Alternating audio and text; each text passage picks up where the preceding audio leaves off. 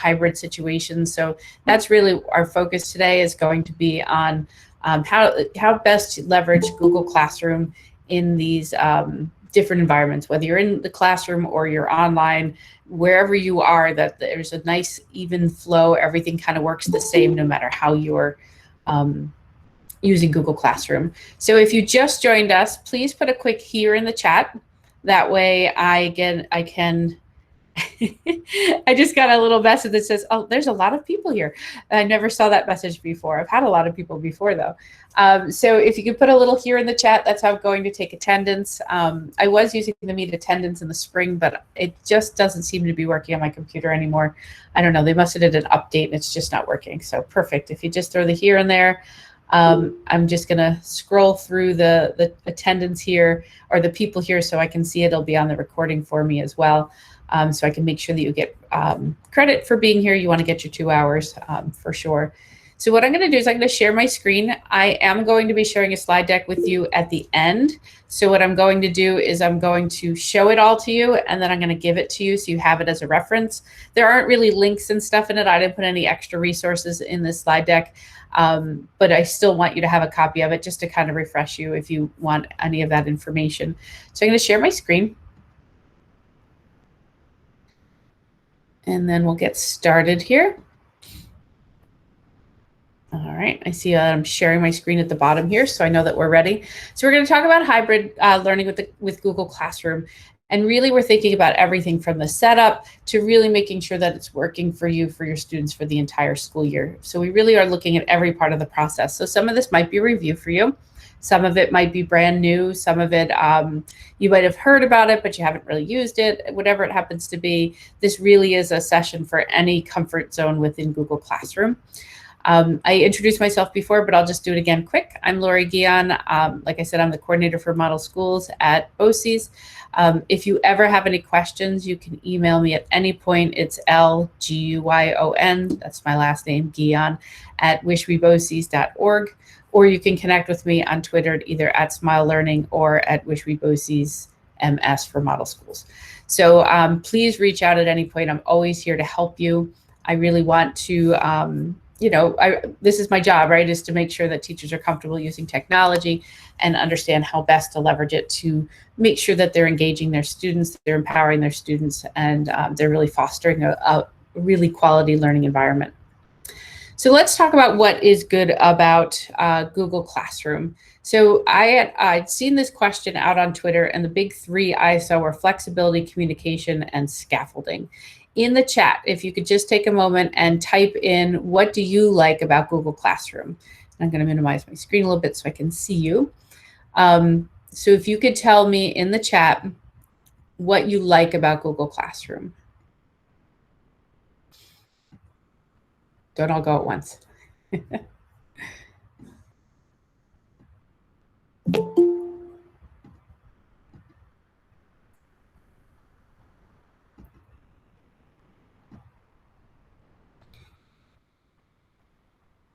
Awesome. So, all right, I'm seeing lots of good answers come in here. It's easy to use, the communication, the interaction, quality feedback. Your first time using Google Classroom, no worries, we're going to get you there.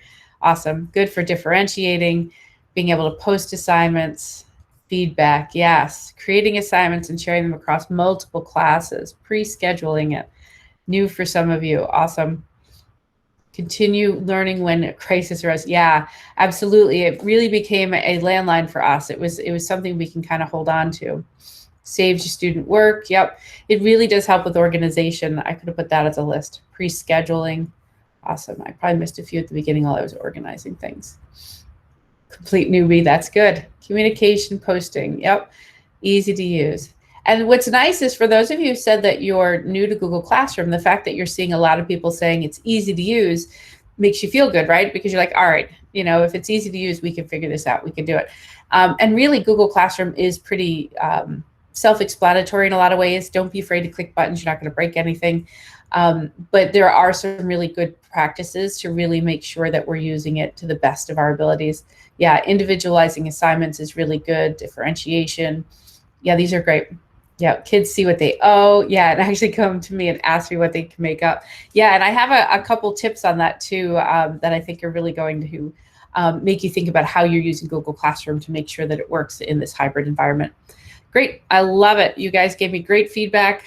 We're awake this morning. We're really moving along.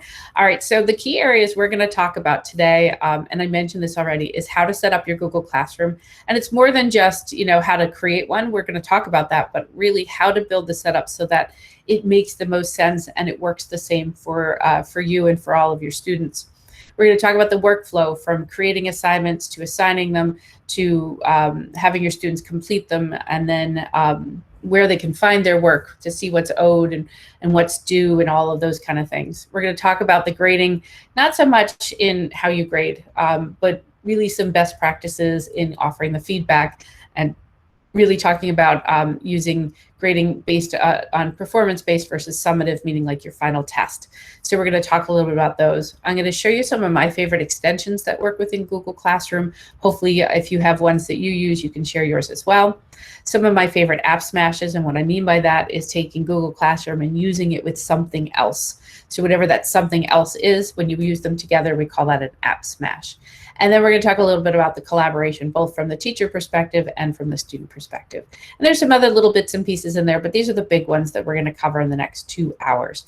And then I want to give you some time to ask any questions you have and practice setting up a class. We can make a fake one today, so you can have like a demo class or a practice class that you can work around with, which is definitely one of my top tips, and other teachers have mentioned that as well. Have a classroom that is pretend, that you can use to just kind of practice what things look like. If you're not sure what it looks like from the student perspective, invite a teacher to be in that class as a student, and then you can look at it together. And it gives you a good place to just kind of try things out without having it go to the students. Although students don't mind if you're like, hey, I wasn't sure how this worked. Can somebody tell me? A lot of times students like that as well. They like to be a part of that process. So let's talk about the setup. The first big one that I saw, and I asked this on Twitter, I follow a Google group on Facebook, and I saw some information out there, and these were some of the big ones that they said. The number one was color coding your classes as a team. So it could be that, let's say you teach, I taught 6th grade, so I'll use 6th grade. Let's say you taught 6th grade and your students have 4 different Google Classrooms that they're going to be using. Having each of them be a different color is very helpful. So when you're setting up your classes and you're putting your images in, making sure that there's enough contrast between the colors does help the students identify. If they know that math is always red and ELA is always purple, that really does help them as they're going through. Does it have to be? No, but it's a really good little setup when you're going through it. A big craze that happened in the spring were the Bitmojis. I'll show you how to create some of those in just a moment if you want to use Bitmojis for your headers. And what this does is it really customizes it so the student gets to know your Bitmoji. If you use them often enough, they know that, okay, this is class for Mr. or Mrs. So-and-so because that's their Bitmoji. Using different backgrounds. The same as color coding, make sure that math and science aren't using the same background because that can be confusing to your students. And really, and this was a big one that some teachers that I was talking to had mentioned, was having a policy across the entire school or grade level or department on a consistent base on how you're going to be using Google Classroom really does help. So if you set up your class with Bitmoji, it's nice that all of the classes have something that's unique that helps them to determine all of them are going to be that way. Or it could be that you said, whether you take algebra or you're taking geometry or you're taking calculus, math is always going to be red for every student in your high school. That can be very helpful too, because it helps organize it for students, especially going from year to year. So anything to help them out. I mentioned Bitmoji headers. I'm going to take a quick moment and kind of show you what they are. So I'm going to just click this one link out here and bring you out to a slide deck that just has the header. So the header size is a 20 by 5. So when you're creating your Google Classroom, if you want to create a header that's going to go at the top, you're going to click File in Google Slides. You're going to go to Page Setup, and you're going to click on Custom, and you're going to change your setup to 20 by 5 inches, and then design it any way you want. So you can make it look like your classroom. You can have a little fun with it. I had created this sample where every day you could put the daily work, so you can change this on a regular basis and then upload it. But what I did find is that when you do them where it's full screen like this, some of the Monday, Tuesday gets covered over, and I'll show you what that looks like in just a moment. You could do a large one where you just have the information. Here's the stuff you're going to need for each week. And what's nice about doing this is that then the students know to just check the header to see what's due and what's coming up to help them out. You can, you wouldn't put links while you're doing this, but this is just one I did for you guys to have, so you'll have access to how to do the Bitmojis, Google Drive folder of images for you, how to join the Facebook group. That's just information for you in there. And then, like I said, you can create them any way you want. So, you know, like I did this one, it's like a yoga kind of setup. So you can create themes this way that are going to help your students out as you're creating it. And what does this look like? Well, if I go to my Google Classroom to find my tabs here, and I click out to classes. These are my Bitmoji classes that you see up here. So you can see that, as the students look through, each of them is a different color. They can kind of see what's due on the slide. If I click on this hybrid learning one, you can see in the background the different image. I probably, if I was recreating this again, I would shift it over even more and have it be on the right-hand side. And then the students could have this quick to-do list. And you can constantly change this. It's very simple to change your Google Classroom header, and I'll show you how to do that. So while I'm in Google Classroom, let's start with the basic setup here as far as how to create one. So when you're in Google Classroom, you click on the plus in the right-hand corner. When I click on that plus, I have two options. If you only have joined class, that means you're in as a student and you need to have your district admin for your G Suite change you into a teacher. So if you only see join class, that means you're just a student. So you're going to click on create a class. And when you do that, you give it a name. You don't have to fill in the other parts, but you can choose to. And I'm just going to do sample and then I'll archive it. You hit create. It takes a moment to just kind of load, and then it's going to show up on your dashboard with all of the other ones that are here. We'll give it a minute. There it goes. So it brings you right into this sample one here, but let me come back. So now you see this sample background. And for you, it's going to color code them all different based on how often you make a new classroom. But you're going to want to change that so that it's so that it looks different for each student. You don't want every student to have a pink background for science and math and social studies and so on. You want to make sure that they differentiate those a little bit. So once you create a class, I'm going to go into this one. This is the one we're going to use today. Once you create that class, you can upload a photo, and you can pick any photo you have from your photo library. So I downloaded that Bitmoji, and how you do that, if I go in here, let's say I wanted to put this one as my background. When I'm in Google Classroom, I click File, Download as a JPEG. It's going to download that picture. Here it is here. And you can do it as a PNG too. It doesn't make a difference. And then I'm actually going to make my life easier because I have all of these different windows here. I'm just going to combine them. Just give me a moment here. Okay. So now I'm going to go into that Google Classroom. I'm going to select the file that I want. I did it as a download, so I have that picture. I'm going to grab that image and hit open. It's going to show up. I can drag out the corners. So it gets that 20 by 5 size. And I click Add as Classroom Theme, and it's going to load that in. You'll see that it says changing, and now it has that background instead. Okay, so I can always choose and change that background every day. So I click Upload, select the photo for my computer, and I can grab any one that I want for there. So here's the one I used earlier. Did somebody have a question? I heard some feedback. Lori, Lori, how did you create the Bitmoji in the first place in the Google slide? Okay, so in order to create your Bitmoji, you have to create it on your phone first, okay, using the Bitmoji app. And then on your computer in Chrome, you're going to get the Chrome extension for Bitmoji. So you're going to download that Bitmoji, and anything you change on your phone will change automatically on here. And then when you're in a Google slide, so if I just open a blank slide here, I click on the Bitmoji Chrome extension, and then I just click and drag down whatever one I'm interested in putting onto my slide, and then I can move it anywhere I want within the slide. Questions on that? I do see one question. Will the headers always be dark? Yes, and that is our biggest complaint about Google Classroom. I don't know why they do it this way, but for some reason, they darken them to make their words pop a little bit more. There's no way to change that. In Google Sites, you can. It has a little adjust button, but there's no way to change it here. So just know that create it with a lighter background so that when it shades dark, it's still readable. All right, so you want to make sure that you do that. And you'll see what I did is I took that 20 by 5 size and I didn't shrink it down more. I made it a little bit bigger to kind of show you that, like moving this over to the right a little bit. Good question. Let's see if there were others. Kids. Yeah, absolutely. Any other questions on starting your class? Like literally just clicking to create your class.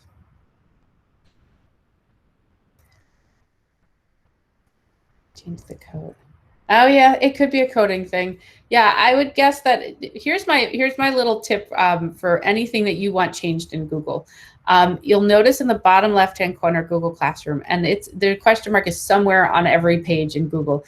When you click on it, you can choose to request a feature. So you could request that you can auto change that background. The more people that request, the more likely it's going to move up in their scale of importance. So it's more likely that you're going to be able to get that feature fixed. Since they have it already where in Google Sites, it would probably be a very easy fix for them in Google Classroom. Probably just not enough people have requested it. So if you want that, so it doesn't make that gray scale over your Google Classroom, request that feature just by clicking on that button and then tell them what you want. And then off it goes. And then if they use your suggestion, they'll probably send you an email. I know I had suggested, like it used to be you couldn't schedule posts.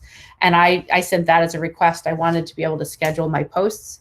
And so I sent it as a request feature. And like a month later, I got an email from them saying, great idea. We love it. We're bringing this out. And so I got a nice email from them. I know I'm not the only one that requested that feature, but it was cool to get that. If you request something really, really cool, they sometimes send you swag too. I didn't get anything. I got a nice letter, but they certainly could sometimes send you more if it's a really good one. Yeah, I would imagine that would be hard with people that have sight. Somebody said it'd be hard issues with sight when you have the different colors in the background like that, or that darkening where it's hard to see. But what's nice is if I go back to my classroom here, you can see that the titles are pretty bold. I think that's why they make it so dark. So you can certainly choose that.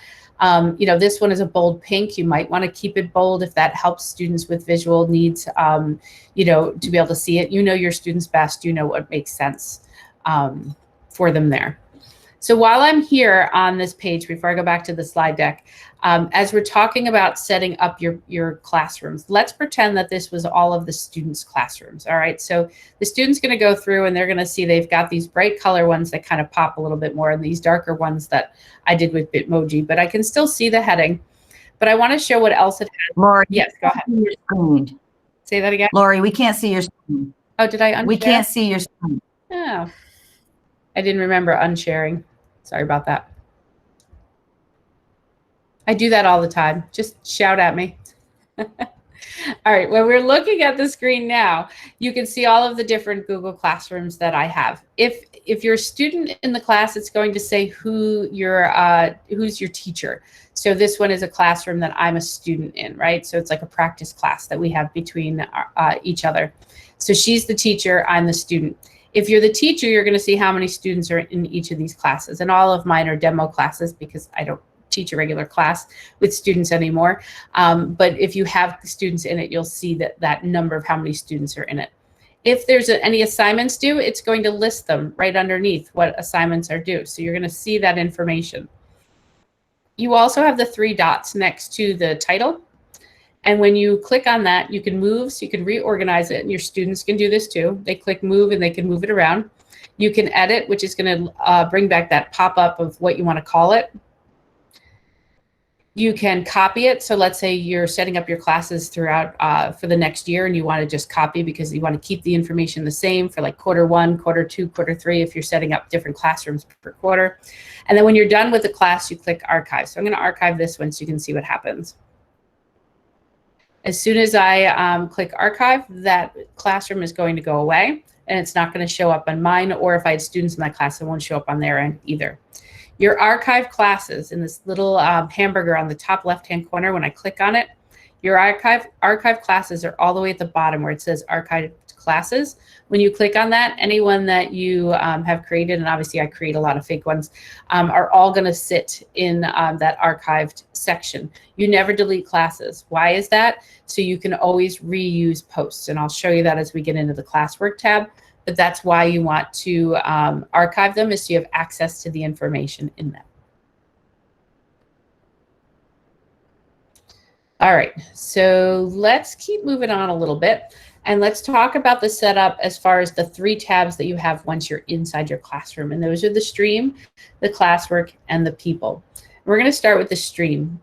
The biggest thing I heard from students, and we did have some student information and even from some teachers that were concerned about it, is the stream got very bogged down for them. It was very hard for them to follow because a lot of information was being put there. Some teachers were using the stream for announcements, some were using it for their classwork, some were allowing it for conversations for students. And my highest recommendation with the stream is that you lock it down to its to just what you want it to be, whatever that happens to be. But it should also be one of those things that you as a department or a grade level or whatever, wherever the student's going to have this information, that you're all using it fairly similar so that students know where to find their work.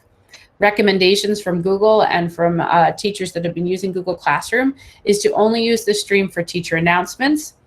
If you're doing a collaborative activity where you want students to be commenting back and forth, then you want to turn on that feature for that portion and then shut it down.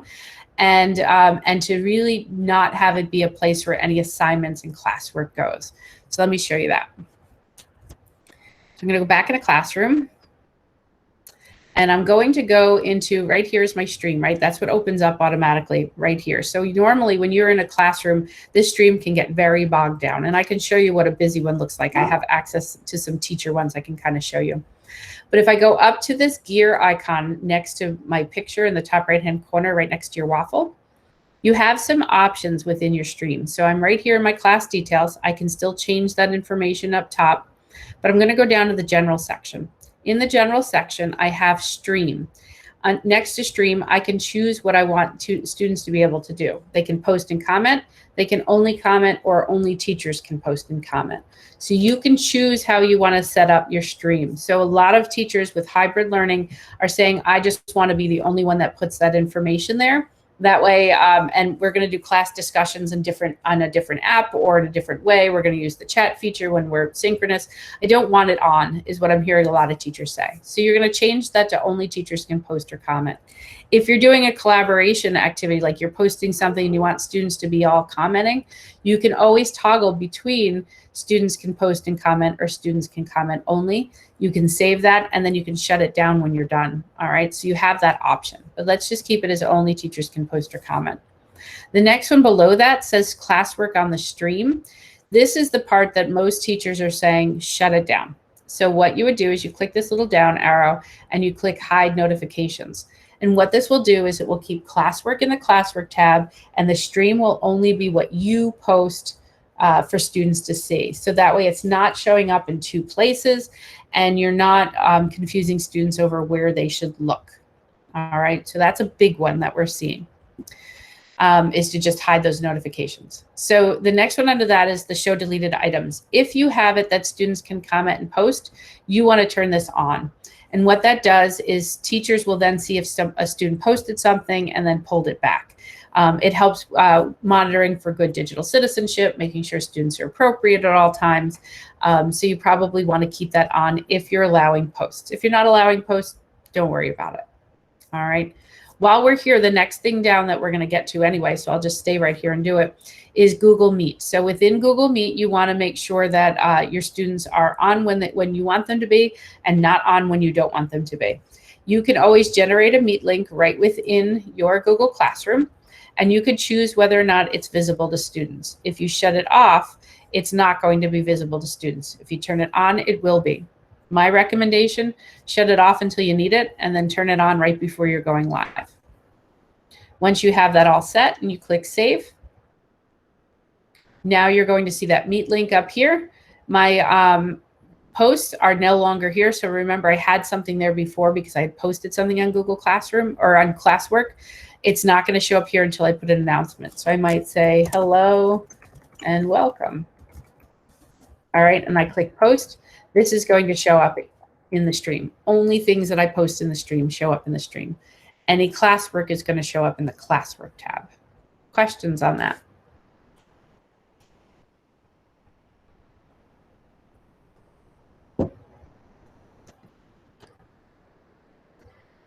All right, so somebody asked, can you make a class for each period? Yeah, I recommend that. So let me go back out to the classes. So you could choose how you want to set up your classes. I recommend that you set it up by your class period, because if you're doing grading through it, what's going to happen is if you have all of your students, if you have, like when I taught 6th grade, I might have had 120 kids, right? If I did that as all one ELA class when I'm grading work, I have different grade books I got to toggle between as I'm going through the students alphabetically.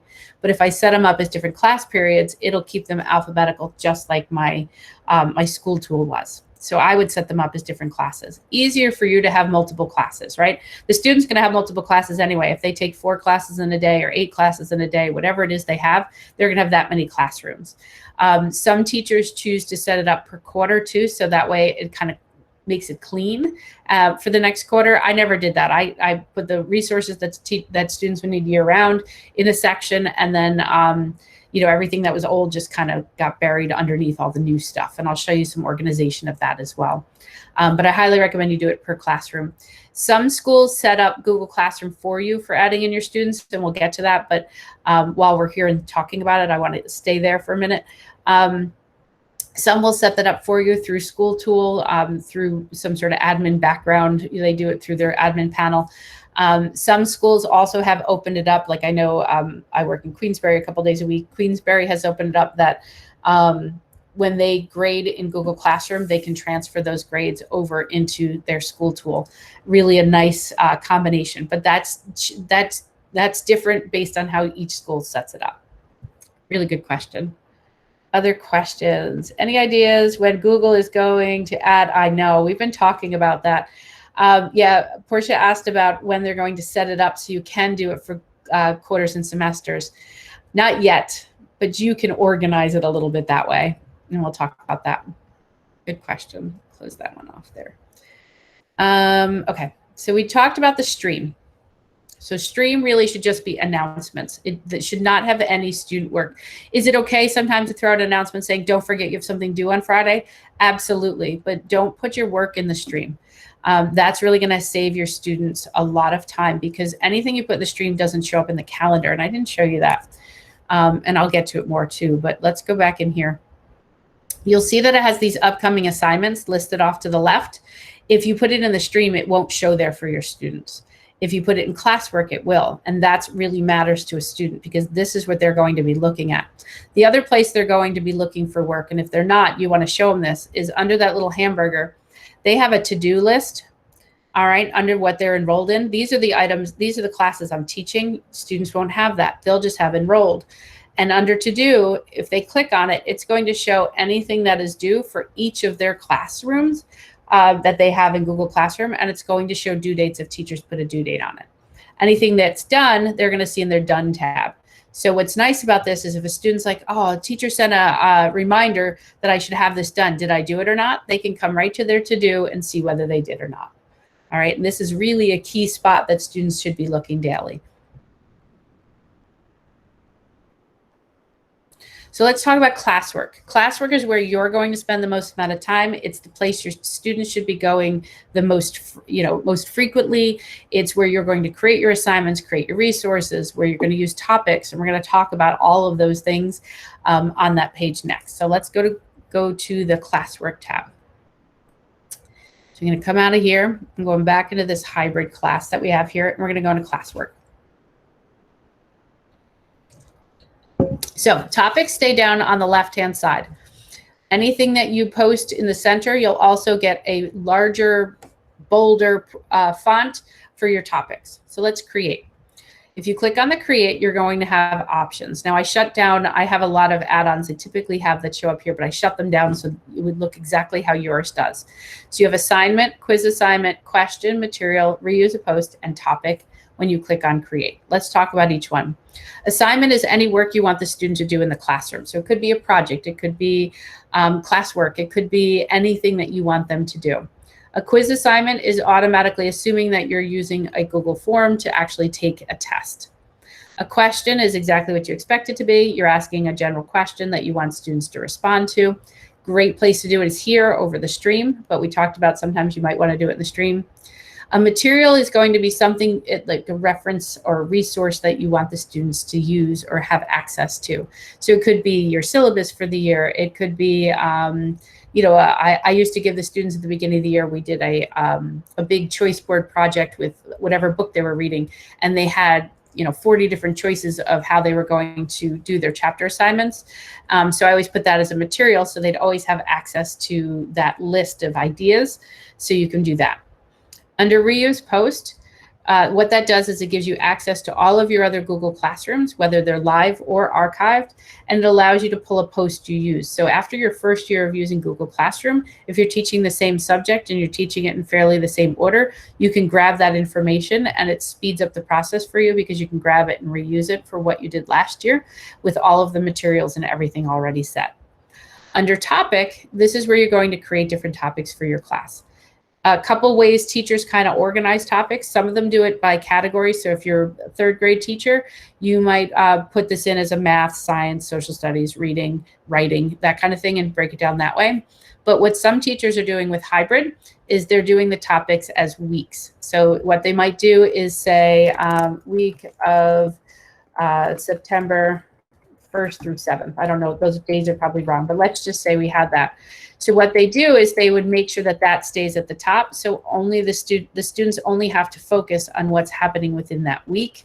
And then they're going to see anything that you assign within that topic. So if I click on create and I click on assignment, I might say getting to know you. Please complete this activity, whatever you're going to put as your directions. You can add anything from your Google Drive, any link, any file, any YouTube video. So I'm just going to grab something from my Google Drive. I doubt I have a getting to know you something in here, but I'm just going to grab something to show you what it looks like. So, all right, so I'm going to just grab this Bitmoji one that I have here and click insert. So let's say this is a getting to know you activity. So I've added it on and I can choose what the students can do with it. Let's say I wanted this to be a collaborative one. Where the students are going to create their together on the same slide. I'm going to change the students can view file to students can edit file. So every student has access to edit this activity. Or I can make a copy for each student if I want them to do it themselves and not have access to each other's. But I want them each to have their own copy to work on. I can do that. So completely up to you. If I didn't have one ready, so I'm going to close this out, I could click on create. And then right from create, I can create that slide deck right there. So I'm going to click on Google Slides. It's going to open up in a new tab. I can type in getting to know you. All right, and then I can adjust whatever I want it to be. Maybe I'm adding another slide with the directions. And then off they can go with creating whatever it is I'm going to be doing. All right, as soon as I click up here, it's going to put the getting to know you in the title tab. I can change the backgrounds, all the things you typically would do as you're going through and creating, a slide deck that you want the students to use. All right, so whatever it is, you're going to create it, get it going, off you go, that they're going to start working on this activity. All right, okay. So I'm coming back to Google Classroom. So I've got this presentation here. I want everybody to be doing the same thing. So I'm going to, students can edit the file. That way any students I have in the class has access to it. Also on the right, let's go over here. I can choose which classes it's going to go to. So maybe I want this to go to more than one class. You can choose. So if you have, the person that asked, can I set it up by periods? Yes. but you don't have to redo each assignment in each one. You could say, all right, my period 1, 3, 5, and 7 class are going to do this activity. I could just click all of those classrooms right from here. So you want to make sure that you're naming it in a naming convention that is easy for you to see. So it could be by period, which actually does help your students as well. So you know, they can see it as well. And you can pick which classes you're going to. If you're just doing it for one class, then once you do that, if I had students in this class, I could pick which students I wanted to have access to this. Right now, I don't have any students in this class, but I can choose which students it goes to. So for those of you who were talking about that you can differentiate, this is a perfect way to do it. Maybe you only want the getting to know you for the 5 new kids that just joined the class, or you're only going to assign it to this group this week and another group the other week. You can choose to do it that way. You can choose how many points it goes to, or whether this is an ungraded assignment. You want to pick a due date. And I recommend that you make a due date, even if you put it way out. But if we're doing this as the first week of September, you might want that it's due by the 7th. So that's the date, that last week within that week that we said. So I went Monday to Monday, let's say, and keep it in there. If you have topics, you're going to click on topic. And I have a topic called Getting to Know You, right? Or I can do the week of. And since this is during the week of, I'm going to do that. You can create rubrics right through here. We're going to talk about that later. And we'll talk about the originality reports in a little bit as well. Next to the assign button, if you click that down arrow, you can schedule this draft. So maybe I don't want it to show up until September 1st. All right, because that's the first day I want it to go. I can choose when it shows up. If you do multiple classes, so let me hit cancel on here. Let's say I was going to do all of them. You have to schedule this ahead of time. All right. I'm sorry. If you have to schedule it per class is what I was going to say. If you're doing it multiple classes, you cannot schedule it. All right. So if you have multiple classes, but you don't want it to show up on multiple days, what you're going to do is schedule it. So I'm going to do this, schedule it. And I'm going to schedule it for August or September 1st at 8 a.m. I'm going to click schedule. So let's say I want to do it in another class. I want the same activity. I'm going to go to a different class. I'm going to go into classwork. I'm going to click on create, reuse post. And then the posts are going to come up. So I want to go to hybrid learning. I want to pull that sample assignment that I put in, or the getting to know you, whatever it was. This one's scheduled. So this one. I'm going to click reuse, and it's going to pull all that same information that I had before right into this class. So if you teach several sections, you're going to see now it comes up.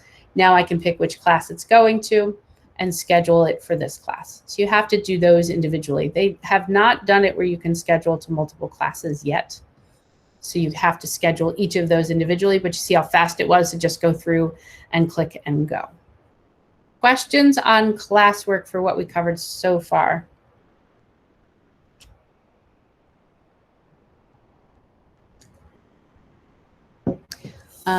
Yeah, let's show you what the question looks like, because somebody asked about the question one. So I'm just in a different class. That's fine. I'll stay here. So I'm going to click on question, and I'm going to be like, what did you eat for breakfast today? All right. I can choose whether it's a multiple choice or a short answer. And I'm going to ask this question. I can put it into, maybe I don't want it in a category because it's just a fun one. Ungraded. I'm going to ask them to finish this question by Friday.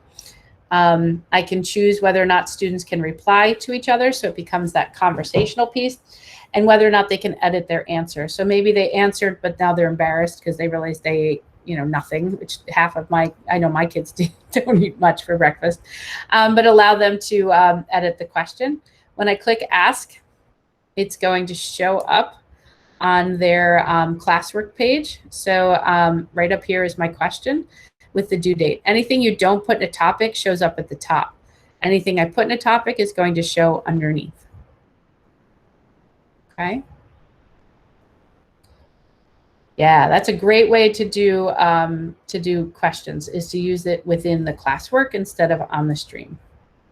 Perfect. Other questions? Awesome. Okay, keep moving right along. So we mentioned topics. We mentioned making a copy for each student. Creating resources. Oh, okay. Couple little key things. Couple recommendations that teachers said, and I've never used these, but you can choose. Some teachers number their posts. So day 1 of school is any of their posts from that day is 1. Day 2 is 2, and so on.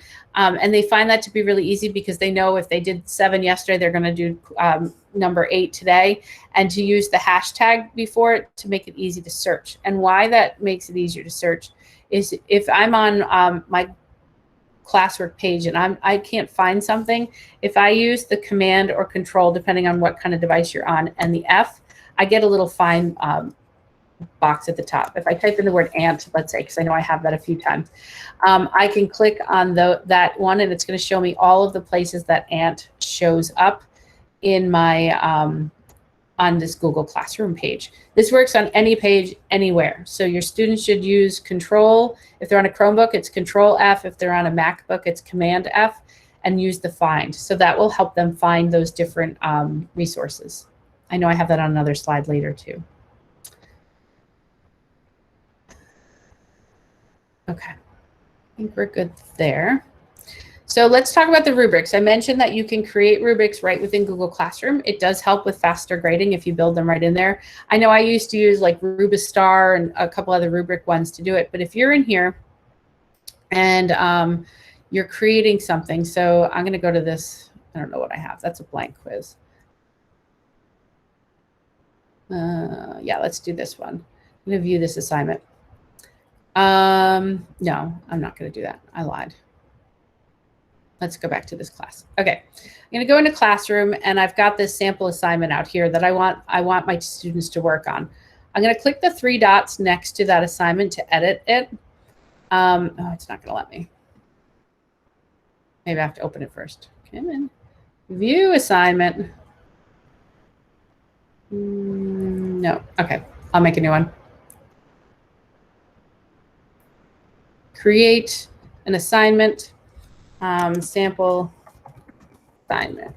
Okay, so let's say they do something. They go out into nature, they find something that's really cool, and you want them to take a picture of it and upload it up onto here. Okay, so you have the due date. I'm going to put this as a weekly assignment. Photos. All right, so what I can do is I can create a rubric right within the Google Classroom. So I'm going to click on the little rubric that's under where all the way on the right on the bottom. And I can create a rubric or I can reuse a rubric. Anything I've created is going to show up. So here I've got this sample one that I created. I'm going to click select, and that rubric's going to go right on there. If I want to create one, I click the plus, I click create, and then I create my my rubric. So I'm going to call it, you know, photograph rubric. I might put a description of what you expect. And then I'm going to give it a title like, you know, excellent, give them a little description. And then I might say, oh, this should be more than 1 point.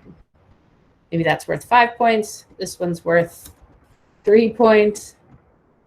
And I might be like, good, give the description. And then this one might be poor. All right. And you would add whatever else. And then within this description, you might say creativity. And then you might do another one that says, you know, whatever it happens to be, as all the parts or whatever it happens to be. And then you can go through and build your one however you want it to be. When you're done, you hit save. It doesn't like that because I did those kind of things. So let's do this. Excellent. 5, 4. Okay. Hit save, and then that rubric saves for you, and it saves right on the assignment. So that way, when you go to grade the assignment, you can click right through, grade throughout that rubric, and off it goes.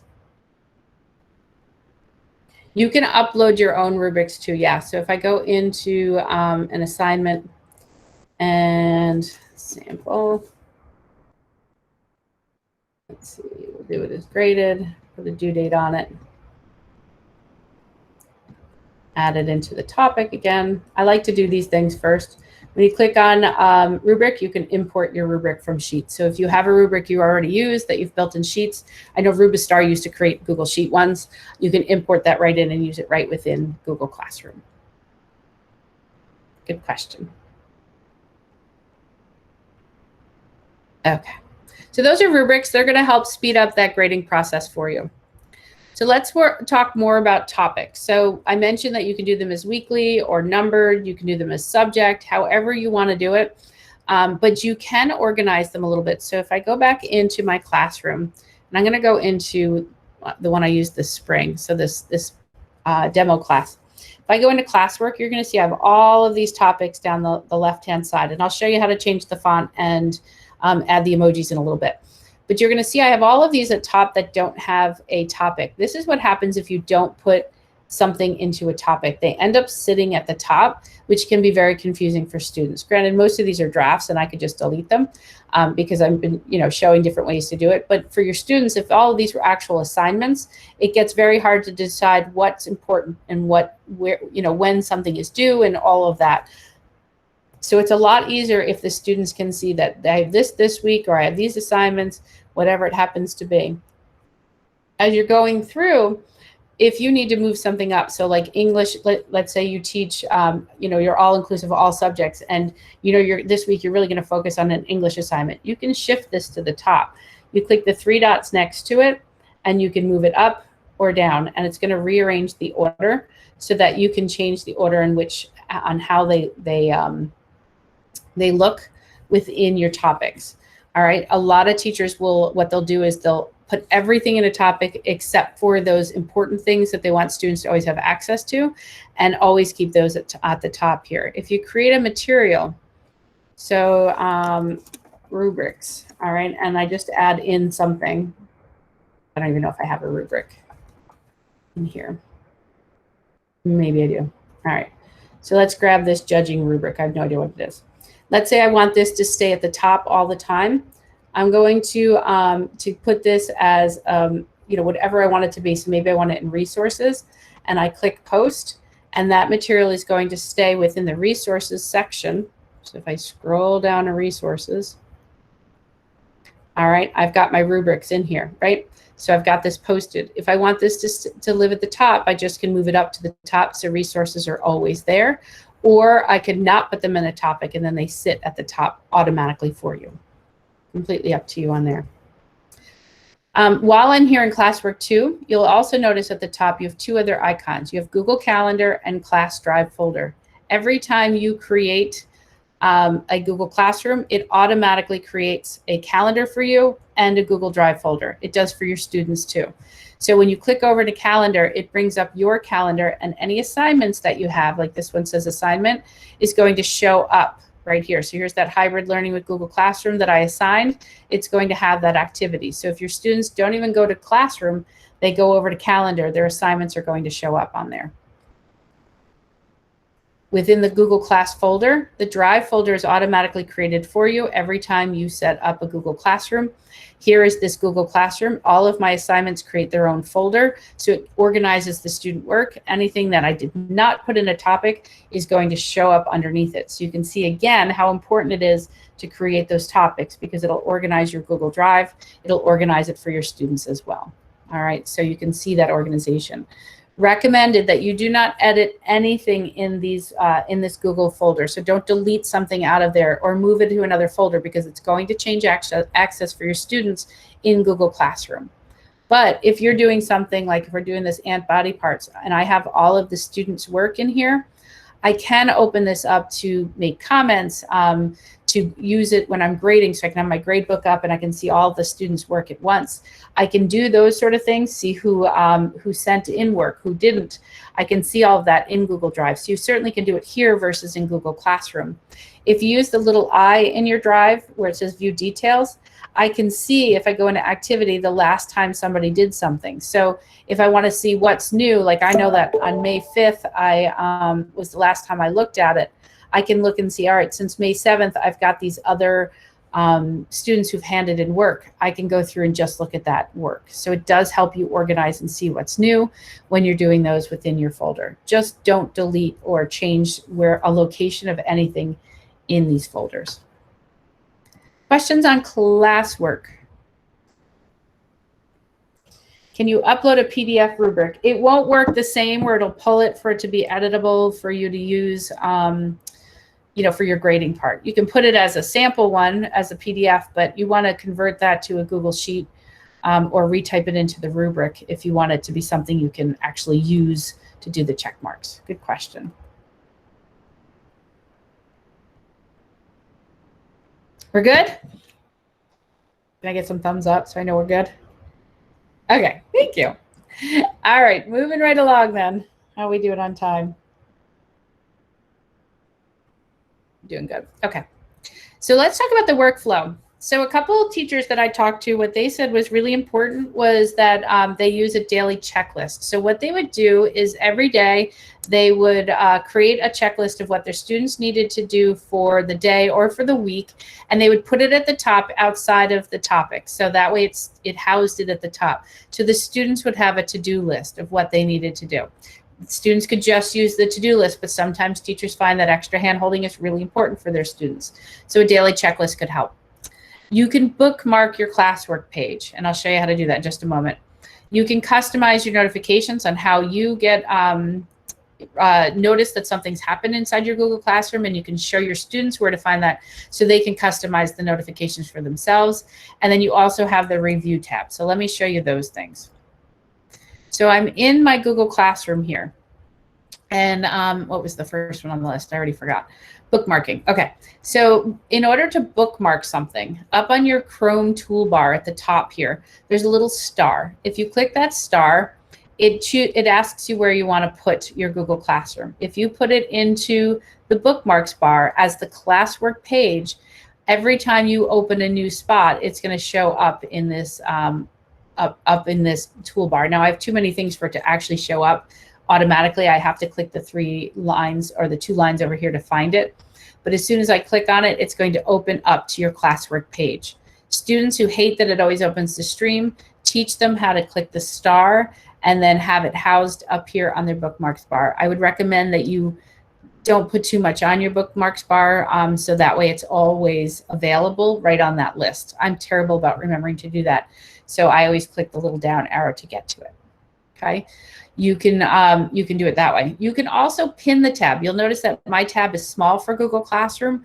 What I did is I right-clicked on the tab and I click pin. And what that does is it makes it smaller and it makes it harder for students to delete it or close it by accident.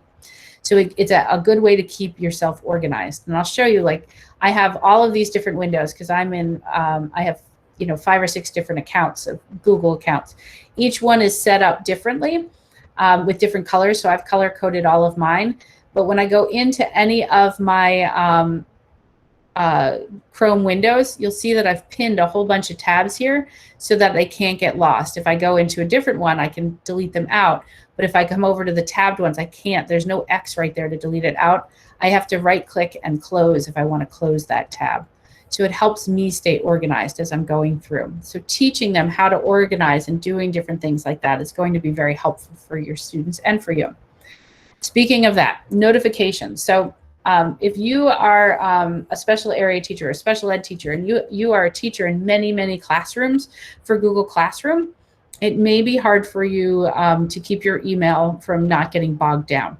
You can change the way notifications come to you, and you can teach your students to do the same. So you click the little hamburger in the top left-hand corner, and I'm going to scroll down to settings. So all the way at the very bottom.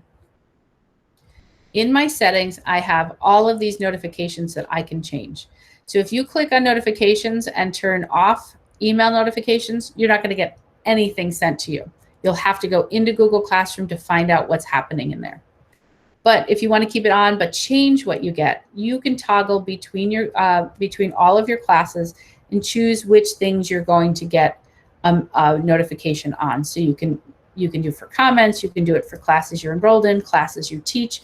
You can change that information back and forth. So all you do is click the ones you want to shut off or turn on the ones you want to turn on. Okay, so maybe you want to make sure that you get an email if a student hands in work late. You might want that, or resubmissions. But you don't need to know you know, a due date or something like that, due date reminders for your work for classes that you're a student in. You can choose that. So show that to your students so they can see how to organize it if they get email. Below that, you can do this per class too. So let's say you teach certain classes and you want certain notifications per one class or the other, you can turn those on or off. So I can shut off notifications for each class, or I can turn it on for different classes. And what it will do is it'll follow what you did above on what email you get into your inbox. This will help you from not feeling all bogged down with, you know, 50, 100, 200 students sending work every day. Daily checklist, classwork page, notification, review tab. Okay, so I mentioned under the hamburger on the left that your students have a to-do list. You as a teacher, under all the classes you're teaching, have a to review. And what that will do is it'll list all of your assignments that you have assigned, and it'll tell you which ones you haven't reviewed yet. So I can go, and none of these have anything turned in. Oh, let's go this one. So here's a question. What is your experience with Google Classroom? I have 8 that turned in, 2 that didn't assign, that it was assigned to but haven't yet. When I click on it, it's going to open it up. I'm going to be able to see all the students that are in the class. I can see who turned it in, who has not, and I can see, you know, the answers. This one happened to be a multiple choice type of question, but I can see all of the student answers listed here, and I can even return this to students if I want to give them a grade to it. Like maybe I want to say, everyone gets, you know, 100 or whatever on the assignment. I can change that if it was a graded assignment. All right, so you always have under the hamburger to review all of your assignments. If it's been put in the stream, it's going to take you there. Let me go back. So if I go here, yep, it's going to bring you into wherever you posted that information. So you can see how much more organized it is if you actually put it into your classwork. All right, so here again, student work, they get 10 points. I can go through and say, you know, Amelia Earhart hasn't turned hers in yet, so she doesn't get anything. But Marnie put hers in and it was graded. So I can choose the different people based on how I organize that assignment. Okay. Questions on the workflow?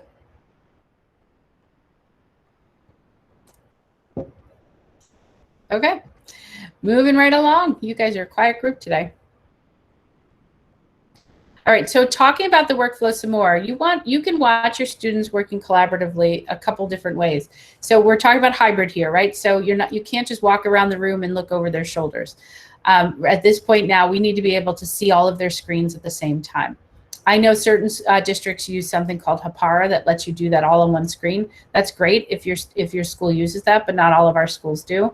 There's a couple ways you can still watch student work. So what I'm going to do is I want to show you how this works. So I'm going to, actually I can keep that big.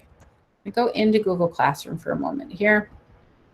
I'm going to give you an assignment, this one. I'm not having you enter in as this one, so I think it's this one. Yep. So I'm going to share a slide deck with you, and I'm going to show you what you're going to do. So I'm going to put this into the chat. I'm going to change that this is not restricted to BOCES. I want this to be to anyone with a link. Can edit. Copy that link. All right, I'm going to put this in the chat. If you can open up this slide deck, you won't be able to see me for a moment, and that's okay. You're going to see that slide deck.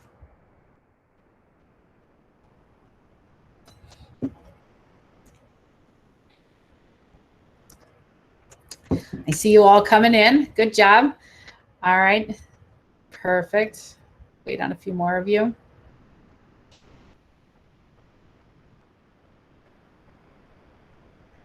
So on my screen, I know you've toggled away from me. If you know how to split screen, go for it. If you don't worry about it. But at the top of my screen, I can see that I have, you know, about 23 people, 24 people that have logged in. If I was doing this as my class, I'd be able to see who they were that have logged in, so I can see that they're working on this live. So what you're going to do, your directions, if you click on the second slide over, you're going to click the plus on the top left-hand corner of the screen, just above where it says Collaboration Slide Deck. You're going to click a plus, and the slide that opens up for you is going to be the slide you're going to work on. So don't tab to any other slides. All right, and don't worry if my directions ended up in a different slide, that's okay. And what you're going to do on your slide is you're going to add a background. You're going to add your name, a picture, and just a fun fact. And it could be about you or just a fun fact in general. And what I'm going to do is I'm going to shift over to grid view so I can see all of you working at the same time. And then after you're done, I'll show you what I did. So go ahead and add a background. So click background at the top of your screen. Pick anything you'd like. Add your name, a picture, and a fun fact.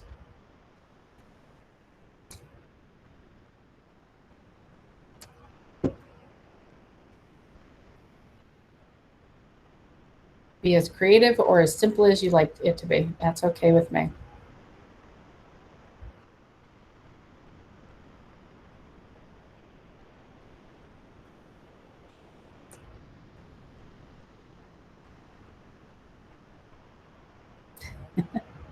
Oh, somebody hit add to theme. Don't do that. Please don't hit add to theme. As soon as you do that, it changes it for everyone. So just change your background. That's okay. That's something that students often do as well. So don't hit add to theme. Just add it to your slide. So if your slide changed, just change it back. Lori, I have a question. Yes. I'm so new to this. How do I know which slide to use? So whatever slide you're on, just make sure that you're the only person on it. So if you click the plus, it brought you to an empty slide to start on. If you lost your slide, that's okay. Just click the plus and start again. Yeah, that kept moving down. That's where I got confused. Yeah, sure. You.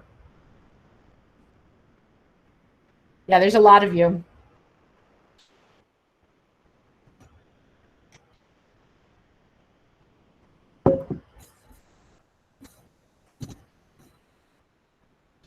So if you lost your background, just click on background, change it back.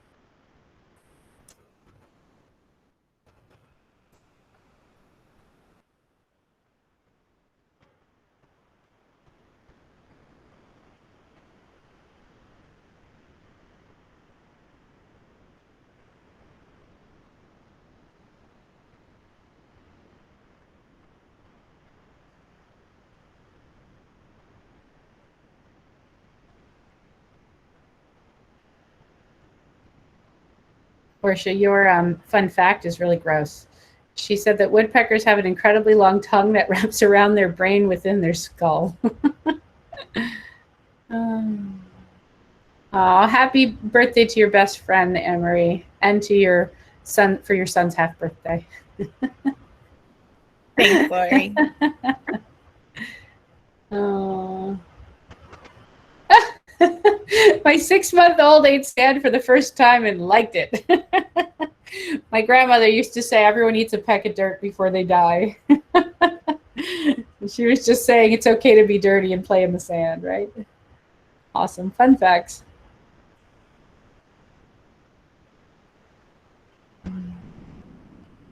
I have a nest of hummingbirds off my back porch. Oh, that's fun. That's a fun fact.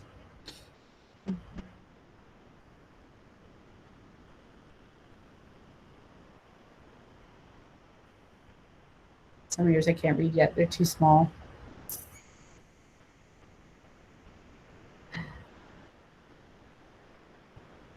Give me another minute.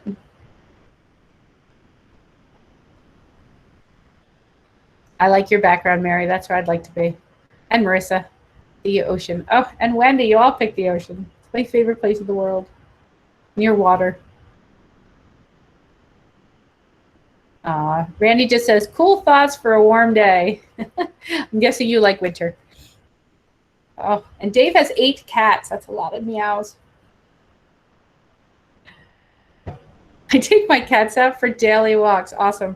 I used to have a cat that loved to roam, but I would tie her outside on a lead when I was outside, so he could. Well, it was a he, so I could be outside with him, so he could have some outside. So I was so afraid he'd get hit by a car. But I knew I was keeping him safe.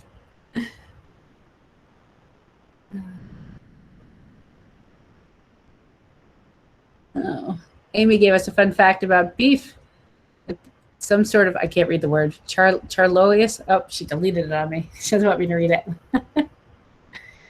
All right, so if you have, an octopus lays 56,000 eggs at a time. Wow. All right, so if you've created yours, toggle back to me so you can see what I'm showing you on my screen. I think I'm still sharing my screen, correct? Yes. So you can see the collaboration that I'm watching. If you're still working, go ahead and work another minute, and then I'm gonna ask you to switch over. But what I did is I shifted the slides to grid view, and what that does is it allows me to watch you in live time, add in all of this information. Typically what I do is I always give my students a number at the beginning of the year. I always number my students 1 through 25, 27, however many kids I have in the class. And they use that number throughout the year and they learn their number. And the reason I do that is that way when I assign this, I can assign them a slide number. It does make a difference if you have slide 1 as a title slide. So I won't do the title slides till they're done. And I always tell them that we'll do the direction slide as the last one. So they just add above or below whatever they need to do. So I always assign them a number. Or if you always want a title and a direction slide, start the first person in your class as number 3 and then work your way down. Completely up to you how you want to set that up. But this way I can watch my students in live time. I'm in Google Slides, and all I did is on the left-hand side on the very bottom of my screen, film strip view is how you typically have it. But there's also grid view. When you click on grid view, it allows you to watch your students in live time. So I can scroll through and see where you are. If this was my class, instead of it saying Anonymous Buffalo for Amy's slide, I would see that it was Amy working on Amy's.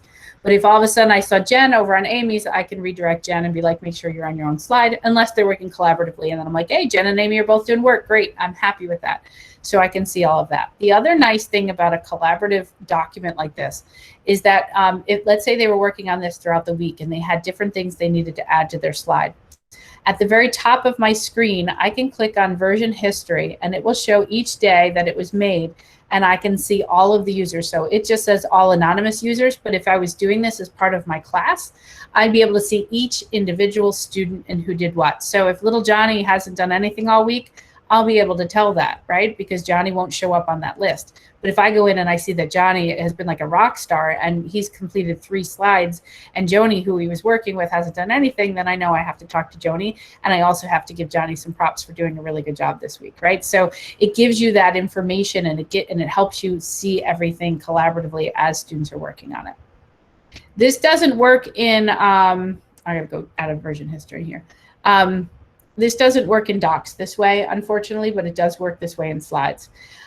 So if you want to see a bunch of students working in docs, you're going to have to open up a bunch of tabs, toggle between them. But you have the same version history that you can see what's been done on each slide as you're going through, or on each document as you're going through. So really good job. All right, so if you've left me, come on back to me. Oh, Alex says humans are the only animals that blush. I didn't know that. That's so funny. My team works well together. I love it. These are great. This is fun. Okay, so I'm going to move on just for the sake of time. I'm going to come back to presenting my the workflow. So we talked about the collaboration. I showed you version history. Really helps with workflow. Really helps you in this hybrid environment to be able to make sure that your students are doing what they're supposed to be doing between what do you call it, whether they're at home or they're in the classroom. All right, so let's talk about another great thing that you have available to you. Now, within your Google Slides, you have the ability to, let me go back into film strip view. I'm going to use William's. I'd rather be here. Thanks, William. I would rather be there too. Who doesn't want to be at Disney World? But you know that you always have the option to comment on something. So if I clicked on his words here, I can add a comment. I can click the open comment at the top to be able to add that in. And then I'm going to add in a comment. Me too. I can assign comments to William. So if I knew his email, which I don't, so I'm going to use somebody else's. So let's say I wanted to send this to Peggy. So I'm going to do M. Jones. And I click on her name. As soon as I do that, it will assign this to her. As soon as I click this check and hit comment, it will go to her as an email saying you have work to do on this, and I can tell her what she needs to do. All right, so I'm not actually going to assign it to her. But I might be like, you know, great sentence or whatever it is. I can give them some feedback right within this and hit the comment. And what the students can do is then they can go through and look at all the comments that you've made on their Google Doc or their Google Slide. All right. You can do this right within Google Classroom too, as you pull up students' work, right? So if you I didn't have you send this to me, but if you'd done this here and you'd sent it in, I'd be able to do this commenting right through Google Classroom. The other thing that you have available to you that you may not realize is all the way at the bottom right-hand corner of my screen, I have this little arrow, and it might already be open for you, but you have this wonderful thing called Google Keep. And what Google Keep does is it's your virtual Post-it notes. So as you're going through, you can take pictures of things, you can add in documents, and then if I'm in a Google Doc, I can click and drag that information right onto it. So I'm just going to add another slide here for a minute. And I can click and drag my Google Keep, and it's going to bring all that information in. Obviously, I would have to edit and change the way it looks, that sort of thing, as I'm pulling different things in. So let me pull in something that's a little bit smaller. So let's say I've got these drones photos. I can bring in those pictures like that. Or if I go down, I have like a list somewhere. Yeah, so let's say I just got this little picture. I want that picture in there. I can bring in that. You can bring in words, you can bring in checklists, you can bring in anything you'd like. The other thing you might have noticed as I was scrolling through these Google Keep notes is that if, let's say I had my to-do list here, as soon as I take a picture of this in Google Keep, I can have it convert into text. It will work on written notes. It'll work on PDFs. It'll work. This is a book page that I copied and pasted, or I took a picture of rather, and then it created all of the information for me. So if you have students that need a PDF read to them, you can convert it into a Google Doc from Google Keep and then have it read through Google Translate. So you can always do those different things in there, or Google Voice, any of those. So it's a great way to also assign a note to students. So let's say I'm back on William here and I click take a note. I could be like, you know, Disney is great, right? And then I can add in on here, I can go into Google Keep from this note, and I can add him as a collaborator to this note by clicking the plus and putting in his email. And then we can have this conversation right on a note that's separate from this slide deck. So that way, like if you have this as a collaborative and you want to do some personal notes, you can do that where they're still getting the information. It's still tied to that slide deck, because you can see on here it has a link to it, so it'll bring it back, but it'll keep it organized for you as you're going through and you know, doing the different feedback that you're offering. So that way you can keep it a little more locked down. Just a little side note on really cool ways to kind of offer that feedback. All right, grading. Talking about grading, the parents feature. This was a big one that teachers asked about a lot while we were doing hybrid learning, or while we were home, I should say, in the spring. You want to turn on that parent feature, because what it does is it allows parents to see what's happening in all of your Google Classrooms. It allows for that communication between you and the parents. So, but the one thing you want to make sure you turn on is that assignment summary. It's going to help them see everything that was due. So if I go into my settings and I go down, I don't think I have access to it, but if you have it, it'll be in your settings. You'll have the parent part. It's not turned on for me at BOCES, but you'll be able to see that parent part. If you're not sure what it looks like, I'm going to go to support.google.com. I'll show you what it looks like. Parent notification, Google, if I could spell, Google Classroom. If you don't know support.google.com, get to know it. It's really, really a great site to get information. So if you want to see what it looks like, they're going to show you what it looks like on this page. So let's see if I can pull it up. So this is going to walk the parents through what they're going to do, and they get an email summary that says missing work, upcoming work, and any classroom activities. Excuse me.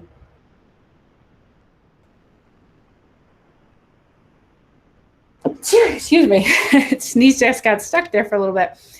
They'll also get email summaries if you have this turned on. The teacher gives you the invitation, so you would send that to them. They click accept, and then they get this email summary. And if you want to see what they look like, let's see if I can get to it. They usually had a spot where you can see what it looked like. That's how they, in settings, they can change what it looks like. I guess they took it out. There used to be an image that showed you what it looked like. But if you walk through this section, you can see what it looks like from a parent perspective. So if you're not sure what they're going to get, you can find that under support.google.com. And maybe it's under the teacher one. Oh, here it is. Example summary. So they're going to get a weekly summary for their student. They're going to see their student work, what's missing, what's due, and any activity that's happened in the class. So it's a really good way to let them know what's going on so that they can be a partner in making sure that your student is doing the work that needs to be done. Okay. So if we're in Google Classroom, all right, and we create a let's call it an assignment, and we're going to create a Google form. So Google Forms are, you can do multiple choice, short answer, whatever it happens to be. And you put in, maybe this is morning meeting. All right. How are you feeling today? All right. And then you could put in, maybe you could put in pictures or something like that. So we're going to find a happy face. Insert. And then we're going to add another option. And we're going to do meh face. All right. And then we're going to add one more option. Do Google search, sad face. All right. So maybe this is something you want the students to do. And then, maybe you're going to ask another question. What are you hoping, or what are your goals today? All right, we're going to do that one as a paragraph. All right, so let's say you want the students to edit this every day. They're going to fill this out every morning, when they first come to you. So in the settings here, what I'm going to do is I'm going to, first of all, I'm going to make sure I collect their email addresses. So if a kid is sad, I can reach out and help them out. I want to make sure I do that. But under here where it says students can edit after submit, you want to turn that on. And what that does is once I send this to a student and they fill it out, so, they have to put in their email address. They're going to say they're happy. I probably would have put words instead of option 1, 2, and 3. And I can say Google Classroom webinars. All right. And I click submit. As soon as I do that, I can edit my response or submit another response. So you can reuse this same Google form every day without you having to remake it every day. So you can put this at the top of your Google Classroom as a resource, or just have it outside of the topic so it always floats at the top, and you could ask your student to fill it out every day. I know some schools are requiring students to fill out a form every day with their temperature and all of that, so they're probably going to get used to doing this anyway. But if you want this kind of feedback every day with your students, make sure that you turn on this edit the response or submit. If you're giving them a long assignment that's due throughout the week, they could submit that assignment, but still go back and edit and do more work. So you can have this set that they work on the same Google form Monday through Friday, and every day they have access to it to re-edit that response and work on it some more. Instead of submitting and now it's gone and now they can't finish it because they didn't get it done in time. So it always gives them the option to submit and then edit. The next thing on my list was comment bank. So let's say I go into, I'm just going to close that out. Let's go into my Chromebook class. And I'm going to go into grades. And let's say I want to grade an assignment. So I'm going to grab this, let's grab this Moon quiz. And let's say I wanted to grade this quiz that the student got. That one will work. I needed something in Docs. Hang on. Thought that was in Docs. Grades. Kid. Google Classroom and parts. There we go. Okay. But nobody did it. Somebody did it. This is the hard part of having demo classes, because if you did this in your class, you'd have like tons already made that you can grab.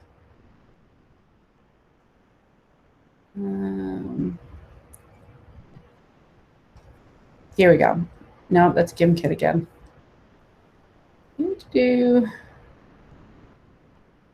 Okay.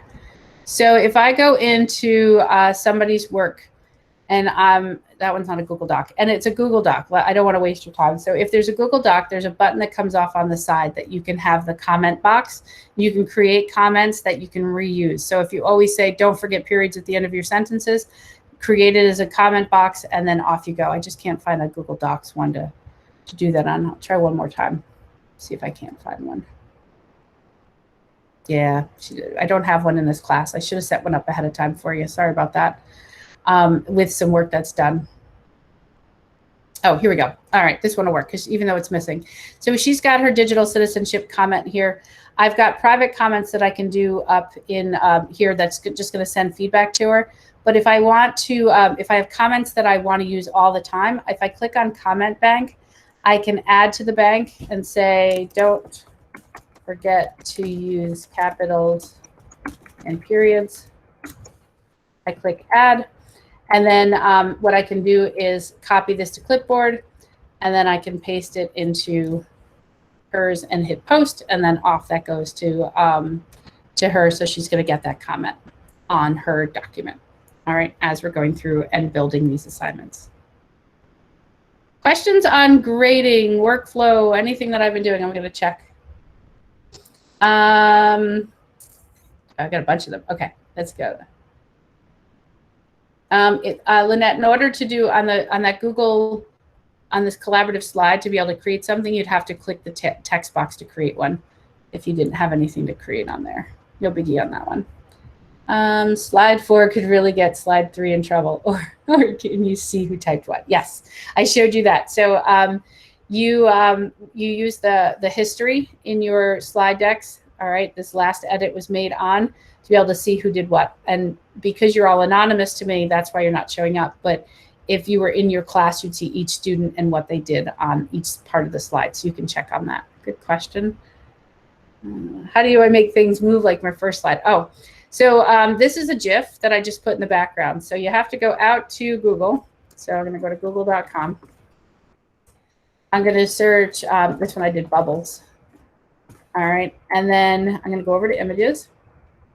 I'm going to click on tools, and I'm going to click on type, and I'm going to click on GIF, and then I'm going to pick the one I want. So let's say I like, let's see once this one loads, if it moves. Sometimes they move, sometimes they don't. That one looks good. I right click on it and I copy the image address. I go over to my slide. Let's go to one that doesn't have anything on it. This one doesn't have anything. I got to go out of version history. So I'm on this slide. I like to change the layout to blank and then add my own text boxes in.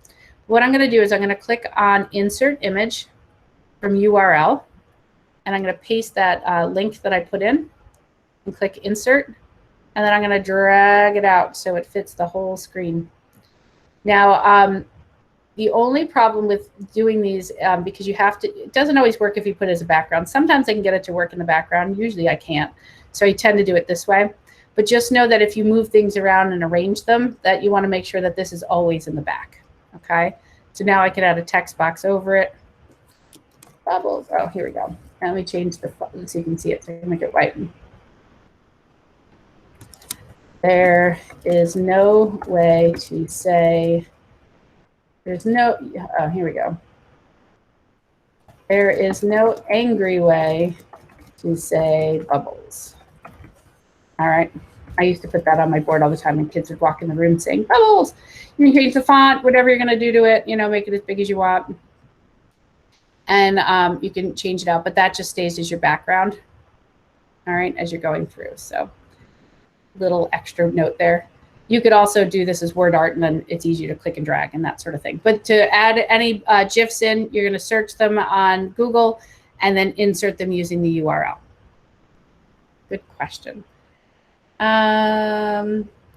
Did you do that by typing a plus sign? Yeah, I use the plus sign for for when I was making comments to be able to assign a comment to a student. You can use the @ symbol too. It works the same. Salem teachers, I don't think that the comment works for your students' slides. Last spring, I worked, email was coming from Google Docs and not from the teacher, so it was blocked. Okay, so you're working on that. All right, great. Thank you, Frank. Parents have to, yes, parents have to agree to get it. So you can send them the invite and it's up to them on their end whether or not they agree to actually get those. So what one teacher I know did is what she did, and she did it every week, but you could do it at the beginning of the year and then see if the parents need it, is once a week she did a parent meeting instead of a student one. And any parents who wanted to come in, and she'd walk them through how to find those that Google Classroom, how to find the assignments, what does it look like from the student perspective. She walked them through how to do all of those things, and then every week she would say, here's what's coming the next week. It was just a quick half-hour meeting, but parents were able to come on and ask questions. And she said it helped keep her email from being bogged down. It really helped parents be able to help their students. So she taught second grade, so these were young students, so they really needed to know how to help. But really it could work with anyone. It's just keeping that organization and that conversation open, but you can show them how to get to that parent email. If you don't know how, go to support.google.com, type in parent notifications, Google Classroom, and you'll be able to get all of the information as you go through. All right, do Google Classroom allow me to type comments in French? Google Translate should when you're on a Google Doc, but not in Classroom itself. Once the collaboration assignment is over, our teachers changing edit to view, so that closes out the assignment. Yeah, you can put it as a due date. You can archive that assignment if you want to make sure no one does anything with it after the fact. Can you print the email summaries and send them home? You don't get those email summaries, they do. So you won't have access to them, they get that information. But what you can do is go into a student and take a look at what they have missing, for that student, and you can send an email to them.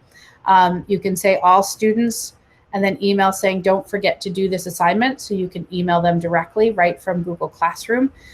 Just to show you how I did that again.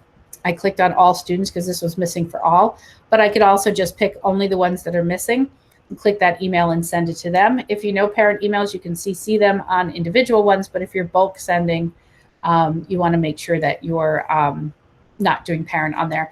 If you're bulk sending to, I would change it from to, oh, it did. It does it automatically for you now. It does blind carbon copy, so that way they don't see who else is on the email. So that works out really well. Any other questions on that?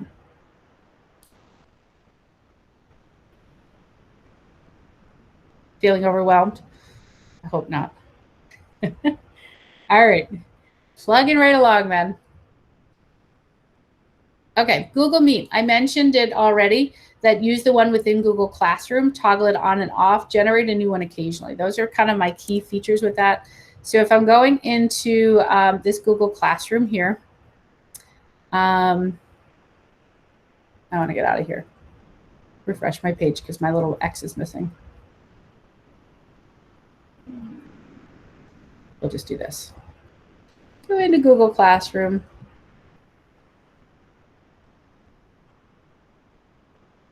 All right, so let's say we're going to have a Google Meet today at 11 o'clock. All right, so I turn this on. The students, when they come on at 11 to actually join this meeting, they're going to click this link in their stream. And as soon as I do that, as soon as the teacher gets to this page, that's as soon as the students can join. All right, so even if you haven't hit join now, as soon as you get to this page, they have access. All right, so just know that. As soon as you hit join now, you come in. Here's the information that the students need. So if you need to copy and paste it and send it again, you have that information available to you. Little fun thing you can do now that I'm doing video and video, I'm going to take this one off so you don't see me video and video. I stop presenting for a minute. Remind me to go back to presenting. I use, when I'm on with students especially, I use Snap Camera, which is something you have to download onto your computer. And what it does is allows you to use the Snapchat filters while you're teaching from home. So here I'm going to put on now butterfly wings. Or maybe I can say, you know, my hair's crazy today anyway, so maybe I have a towel on my head. You know, you can change it to anything that you want as you go through, and you can change it to whatever filter you want. So you can change the way you look, add silly glasses on yourself. You could do all these little fun things with students, or for me, it would always be coffee time, right? So you could add this snap camera, and as you're talking to students, do these fun things. You can save your favorites right into the snap camera filter. And then when you're done with it, you can just shut it off. So just know that you can add in, I'm going to make sure I shut it off. Yeah. Okay. So, so you could do this fun layer in Google Meet. It doesn't work in Zoom, unfortunately, unless you have an older version of Zoom, but it works in Google Meet really well. I've had teachers who record themselves in Google Meet doing silly things with hats and whatever, and then putting that as their morning meeting email every day, or message to their students every day to have a little fun with them. Kids love it. Good. I'm glad you're learning a lot on this one. Yeah.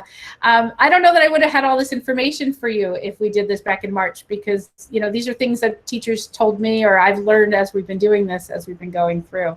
So there's so much more to learn with it. Okay. So Google Meet. So at this point, we've done the Meet link. At the end of the time you come back to your Google Classroom, you click on the gear icon, and you can come down under General where it says Visible to Students and shut it off. And then in the class settings, I have to hit save first. Always hit save. You'll see that it has the little eyeball with it crossed off. Lori, I don't think you're presenting. You forgot to present again. I did, didn't I? I do it all the time. You'd think I've done like 200 webinars since March, and you think I'd remember to share my screen. Okay, let me show it again. So the Google Meet link right now, you'll see right next to it has a little eyeball with the cross through it. That means that it's hidden. But if I go into the gear icon, go down to General, I go down to where it says Google Meet, and I can turn on or off whether or not it's visible to students. If it's on, under the stream, the students are going to be able to just click on it. If I shut it off, it's not going to show up for students on that end. All right, so you always have that available to them in that gear icon. You can turn that on or off. The way it's supposed to work, and I'm not saying it's a perfect one, but the way it's supposed to work is as soon as you start this Meet, they can join, and then you want to be the last one to get out before before you shut it down. As soon as you close it out, it's supposed to close it out to students so they can't be hanging out there in the background. I recommend every week or so just refreshing that number or that code just to make sure. Google says you don't have to, but I think it's a good habit to get into. So you click the gear icon, and then you go down to this Google Meet. You click the down arrow next to the Meet, and you can hit reset, and it's going to give you a brand new code. All right. So if you find that parents are saying students are hanging out in there, or you've used the same code for a while and you just want to make sure it's all clear, you can generate a new code. That other one has been shut down, and now you have a new code within your class. All right. Add-ons and extensions. So I mentioned in Google Classroom that you can change the way things work. And there's a lot of debate on whether or not this works for students or not. You know your kids best. You choose what works for you. And that's adding in emojis or using emoji keyboard, changing the fonts. If you have kids that have visual issues, please don't change fonts. Keep it to something that they can read. Some people like to do voice comments. I've never used Mote, but that's the number one I've been hearing people say that they're using to offer voice comments back on student work. So you can use Mote. It clicks right onto your Google Docs. And then I'm going to show you that Share to Google Classroom Chrome extension. So I'm going to show you emojis first, and then we'll kind of walk our way through it. So if I go back into this classroom, I'm actually going to go to my Chromebook one I used in the spring, and I'm going to go into classwork. And when I do that, you're going to notice that I have all these different fonts, and I have these different emojis. You can change these by going to coolfont.org. I'm still showing my screen, right? Yeah, coolfont.org. And you type in whatever you'd like at the top. So if I type in French, all right, I can see all the different ways that they would do different French fonts. So they're all different fonts. Let's say I really like this one that says French with the double struck font style. So I'm going to hit copy. I'm going to go into classwork. I'm going to create a topic. And I'm going to paste that in and hit add. And what that's going to do is put French in. You'll see that font that it puts up at the top becomes something a little bit different. Right now, you can't change the color. I know that's been a request, is that they could be color coded.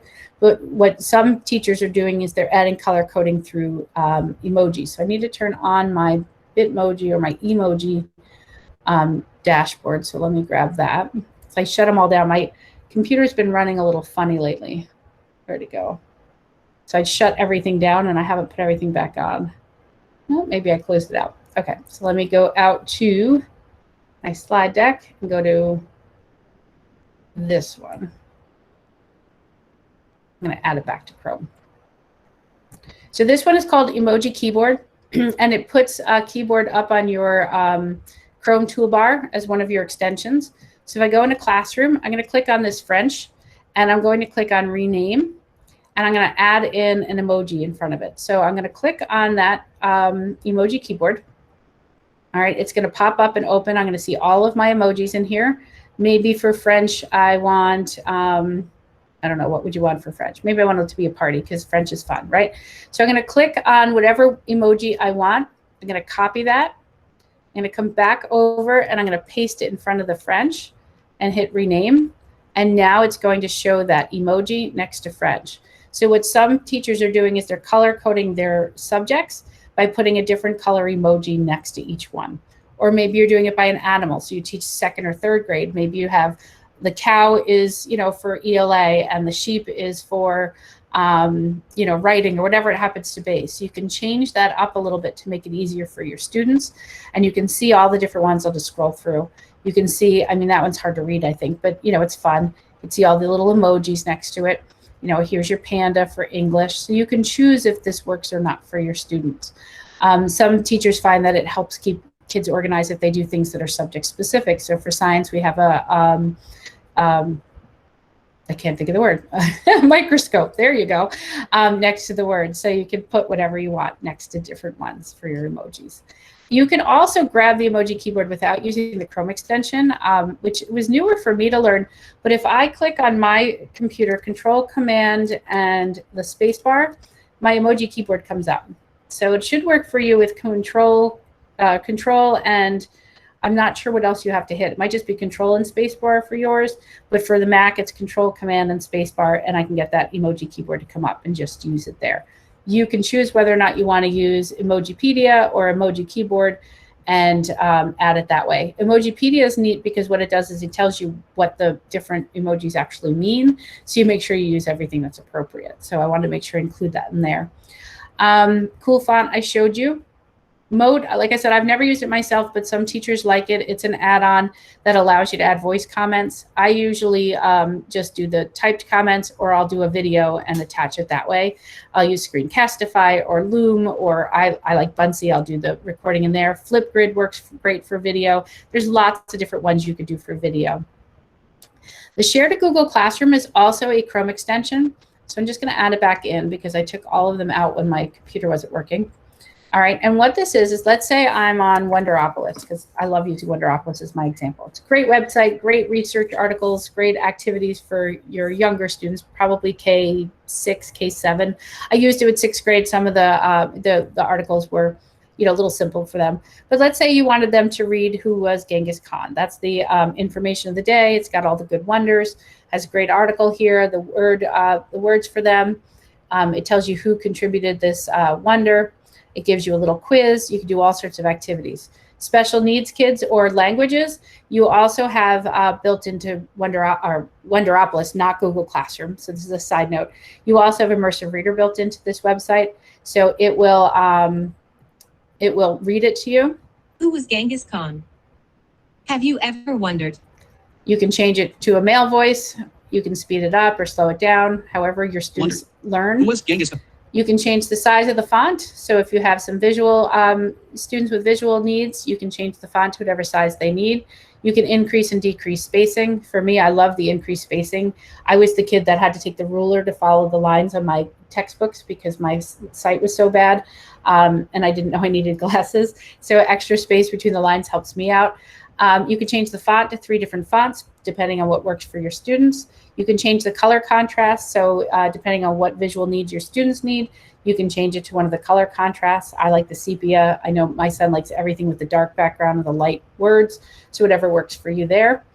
Under the grammar options for your English teachers, you have syllables that'll separate out to. It will also highlight nouns, verbs, adjectives, and adverbs.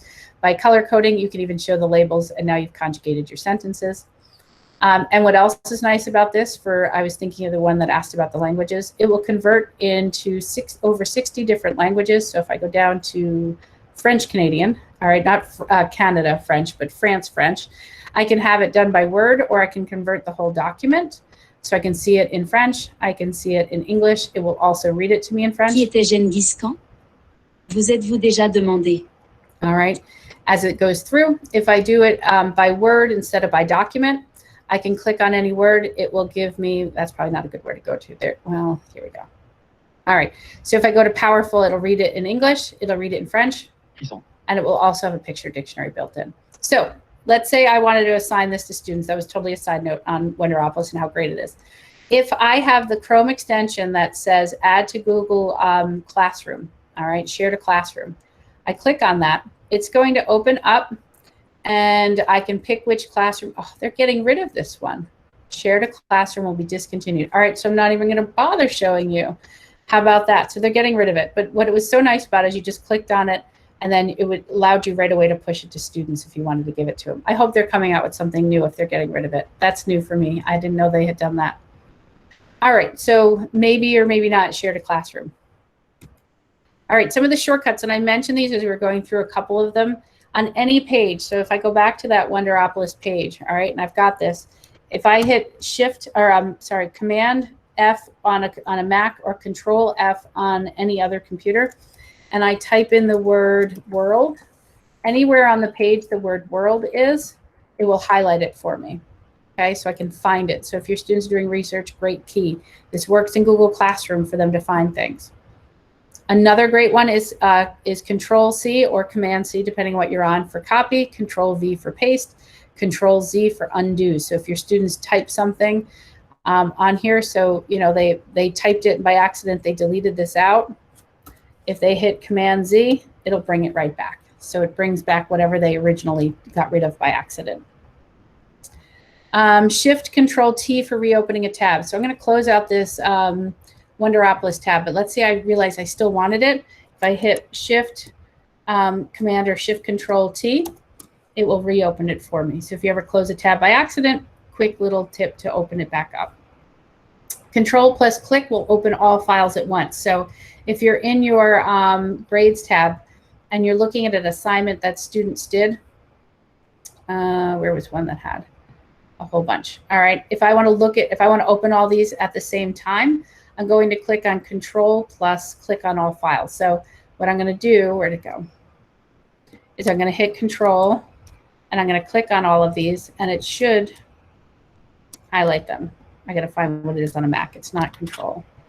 So what I usually do is I hit Shift and I highlight. Yeah, it doesn't want to work, but it should work. I don't know why it's not, but maybe because there's no assignment attached to that one. That's probably what it is. Click on the ones that are there and it will open them all up in the next tab.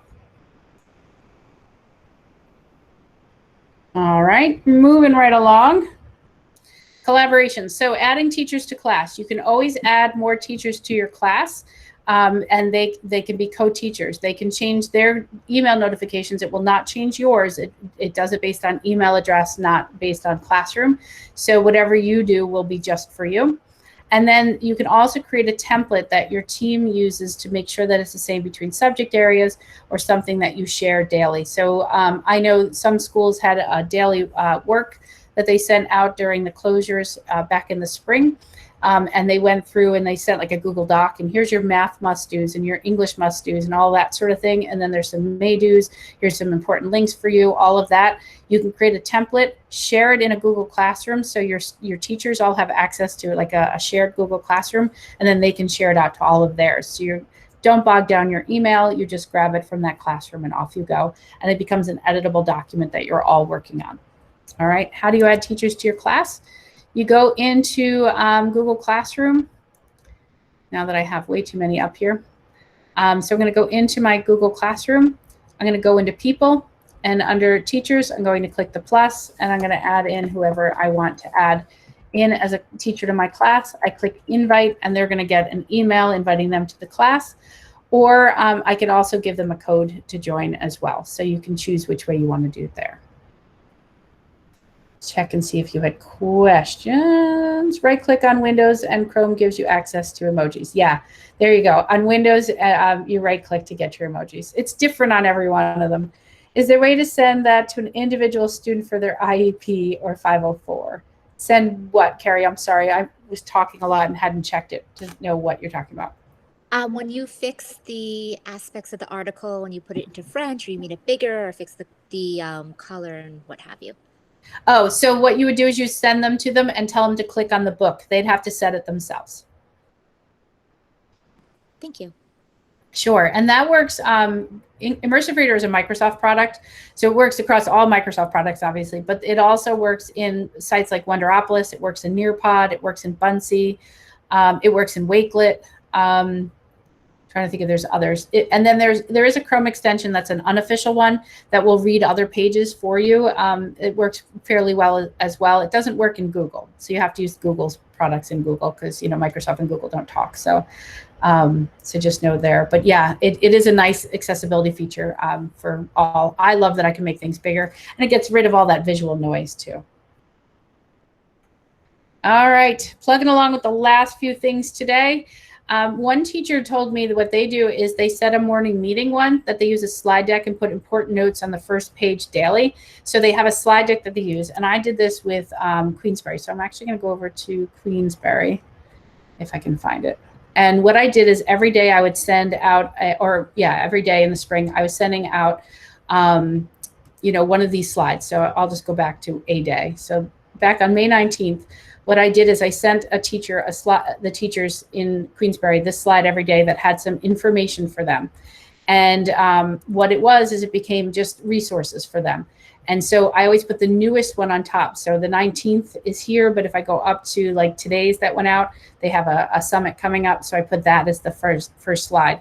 So I'm not running it this summer. I'm not doing this every summer, but when I was sending things every day, the newest was always on top. So I had a template slide that I used, and then I copied and pasted the slide over. So I'll show you that. In my account, you'll see that I have a one that says new draft copy. This is my template slide deck. So what I do is I create it here, and then when I finished using a page, I click and I drag that slide under it, so I know I've used that page. So all my past pages are here. And then when I create a new slide, so let's say this was my newest one, I can right click on it and I hit copy, and then I go over to that slide deck that I want it in and I hit paste. So if I go back to the Daily Tech one, so this is the one that was sent out today. If I right click and I hit paste, that slide will show up. So you can see that I've put that slide on. I'm going to delete it because they don't need it twice. But you know that information is always there. So what you can do is do the same thing, and then you always have a slide deck that the students have with information that they need for the day to be ready to go for whatever work is going to be done for that day. You can also embed a video in there. You can put a QR code that the kids scan. If you'd use Flipgrid, you can do it and put the Flipgrid QR code. It becomes augmented reality, so it pops up off the screen and kids can watch it on their phones. Up to you how you want to set that up. I also grabbed some ones from people on Facebook and people on Twitter, some of their suggestions. So I wanted to share those with you. A lot of them mentioned keeping that, shutting off the stream, doing some sort of anchor doc or something that's always sits at the top. That's a reference for your students, so they always know this is what I click first. So you don't always have to send out links to students or email updates. It's always updated every day, all the time for them on the top of your Google Classroom. You can always pull from your archive. She already achieved, but you meant archive classes. Really, really important to know that at the end of whatever you used last year, you can reuse that again this year. This one I thought was really a good one. What they do is they go to Google Drive and they look at the info panel, and I think I showed you that, so you can see which students have edited yesterday or today, so you can see which ones are new, so you only have to check those assignments and then give feedback to those students. You can do that through the comment feature. I showed you using the Google Keep feature. You can create the comment bank right in Google Classroom, however you'd like to do it there.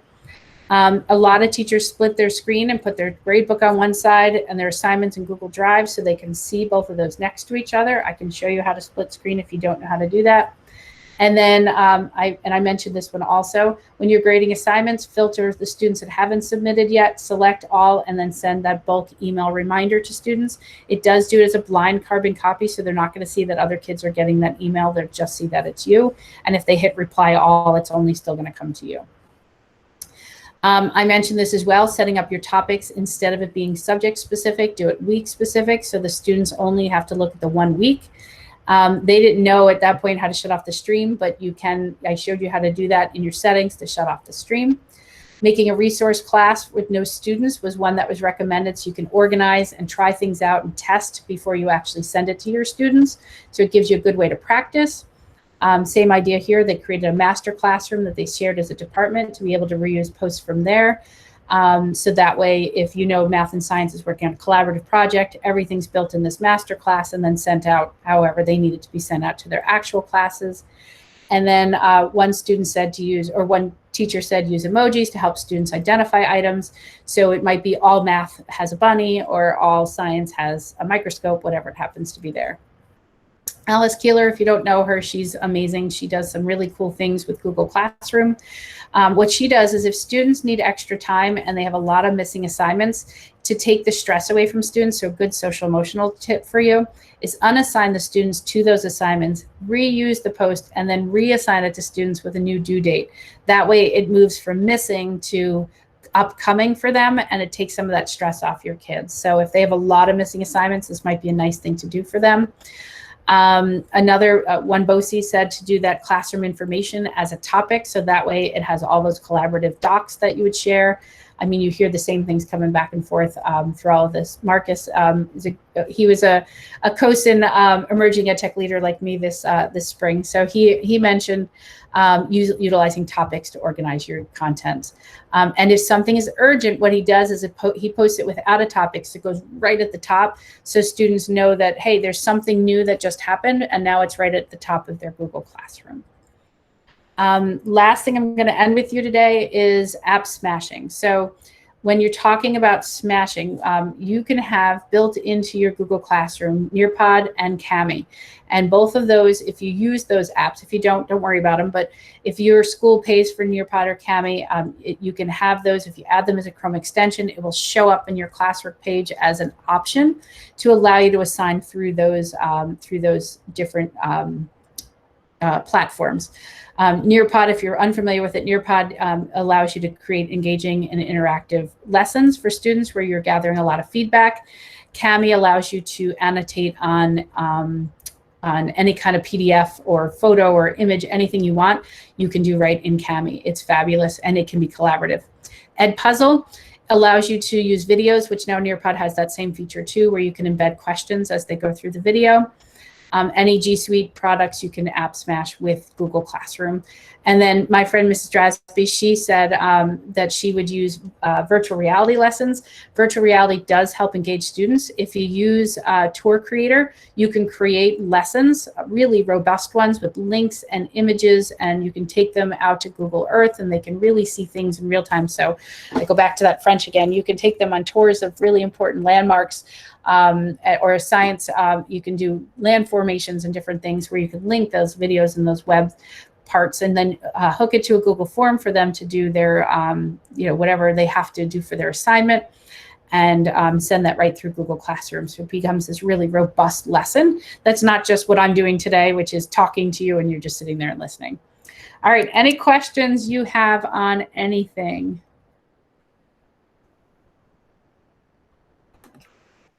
You can, I'm going to stop presenting.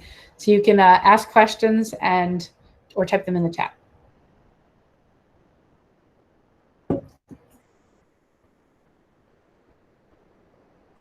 Split screen. Oh, I will show you how to split screen. Okay. This is probably the #1 tip that I show in my trainings that I use all the time. Okay, so I'm on a Mac. If you're on any other computer on the face of the earth, your buttons are in a different spot. But on my Mac, if I hover my mouse to the top of my screen, On my left, I have a little green circle. On every other computer in the world, it's on the right, and it won't be a green circle. It'll be either like a square, or it'll look like a little flat line or something along those lines. So if you hover over there, you should see 3 different options. You have the one that closes out your, or some of you might only have 2. It's different on every device. But what you want to do is exit full screen. So whatever one allows you to do that, you're going to click on that, and it's going to shrink your window down. Okay, this is going to give you the option to move it around. So now I can click on the toolbar. So it's a left click and hold, or on your trackpad, if you have that, is put your thumb down and then move it with your finger. You're going to move that around. So I'm going to move it over to the left, and I want it a little bit smaller. So I'm going to hover around the edge, and you'll see when I hover, I get that 2-faced arrow, and I can click and drag it in, or I can take it out. Okay, so I'm going to shrink it down. Now, let's say I wanted my Google Classroom to be over on the right, or maybe I'm going to say Drive, because I don't have, I'm going to unpin it so I can open it. So I'm going to grab that Google Drive. I'm going to left click and hold. All right, and I'm going to slide it out. Now I have 2 windows next to me, and I can make this as small or as big as I want. All right, just know when you shrink it down, sometimes you lose things on the page. So if you've lost it, click the button to make it big, full screen, to see where it is. Or you'll have a bar at the bottom to be able to slide across to be able to see everything you need to see on that page. Okay. There are Chrome extensions that will do this for you. There's one called Dual List. It's DUALESS. There's Split Screen is actually a Chrome extension, and it will split the screen for you.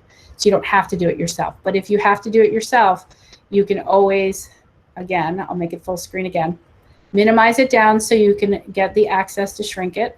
Shrink the window as small as you want it or as big as you want it, and then click and drag out whatever window you'd like next to you. If you want a new window, you can click the plus and then just grab that new window.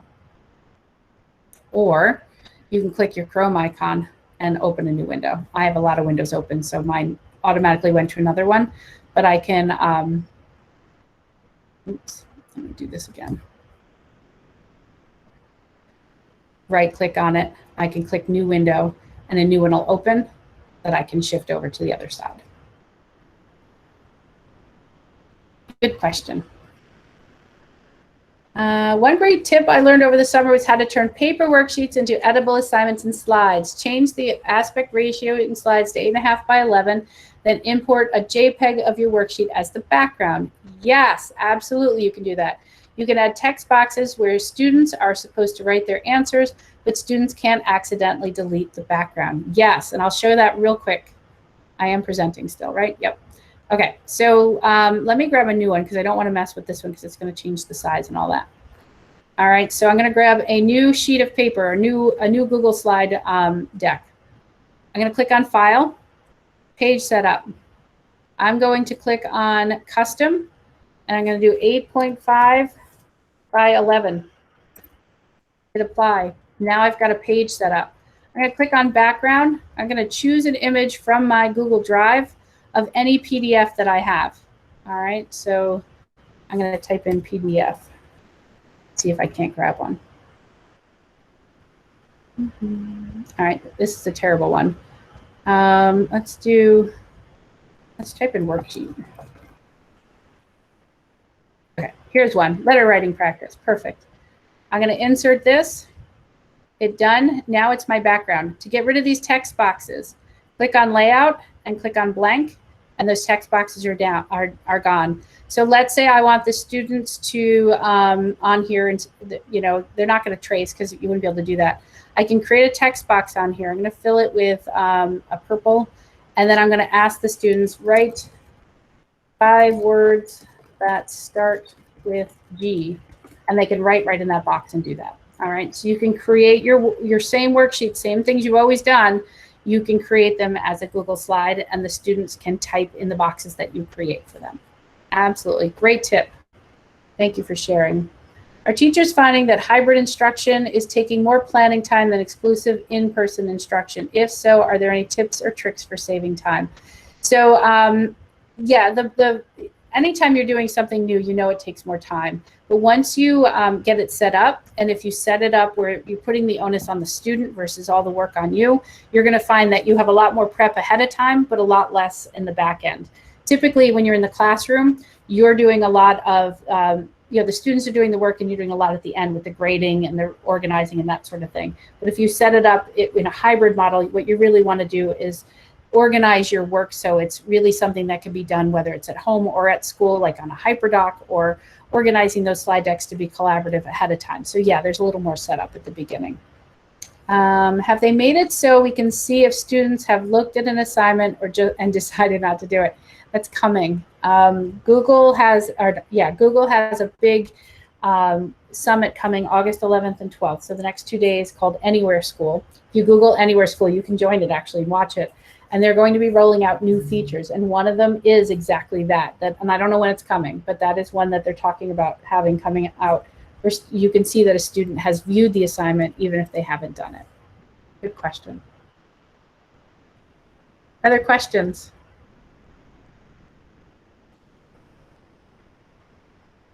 All right, I'll be the last one to leave. So it's 11 o'clock. We'll end here. I'm going to stop the recording.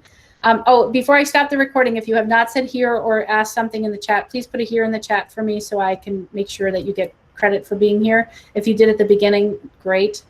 And then I'll stop the recording in a moment then. And if you have any last questions, you're welcome to stay on. Maria. Lori, can I ask a question? Sure. So we had a number of teachers say that they had students just clicking submit in assignments in classroom without actually doing the work. And then from a parent view, when they show it to the parent, it looks like work has been submitted. Do you know if if that's going to be somehow addressed in any of the Google changes, or if you have any suggestions on how we help teachers navigate that? Yeah, that's a tough one. I haven't heard anything on that one yet. I have heard that students are doing that, but it could be that it's how you give the feedback. So if you send a Google Doc and it's empty, giving that feedback where you're assigning it back to the student, saying this doc is blank, might help with the parents. Be like, look, I gave them the feedback, they didn't actually do the work. It might just be that kind of thing. But yeah, I haven't heard anything where they should have it that you can't submit until you've actually done the work. But yeah, exactly. Yeah. I wish there was a better answer to that one, Emery. No, that's okay. Thank you. Sure. All right. Enjoy your day. I'm here if you have questions. Oh, I said I would share the presentation with you, and then I didn't. Let me put that in the chat. Thanks very much, Lori. Sure.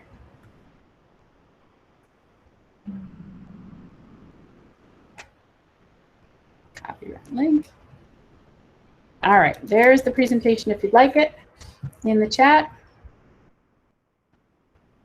Can't find it in the corner of the Chromebook. Oh, on Chromebooks, it looks like a square inside a square. It's a top right-hand corner on your Chromebook. Yeah, between the X and the line, exactly. Thank you, Emery. Yes, thank you for putting here in. Great, thank you. I'm glad this was helpful. I just put a copy of the presentation in, so just go ahead and do that. I'll send an email later with a copy of the recording and the link as well, so that you have that.